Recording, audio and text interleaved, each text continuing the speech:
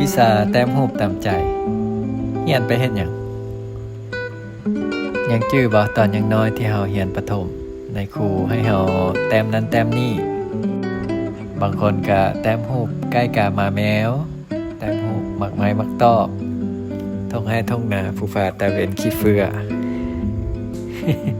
ทุกครั้งที่เรียนหลายคนก็จะมีคำถามว่าเฮา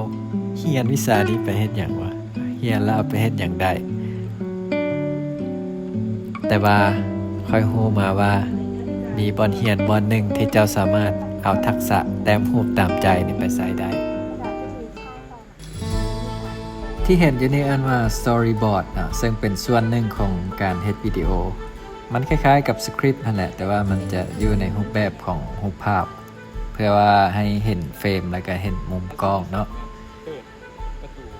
แต้มแล้วก็สิเอาไปถ่ายทำเป็นวิดีโอแล้วก็เอามาตัดต่อเป็นโฆษณาเป็นหนังต่างๆการแต้มตัวนี้จะบ่ได้เน้นงามเนาะสีมือพื้นๆนี่ก็แต้มได้และที่สำคัญก็คือให้มือกล้องเบิ่งและเข้าใจก็พอบ้านอยู่ก็คือซีนหนึ่งช็อตหนึ่งเหมือนเขาจะถ่ายมุมกว้างก็คือคุณยิ่ง เนาะผู้ใดที่บ่อยากให้วิชาแต้มรูปตามใจที่ฝึกมาหลายปีหันเสียไปละล้านะมาเรียนอยู่นี่เลยภาควิชาสื่อสารมวลชนคณะอักษรศาสตร์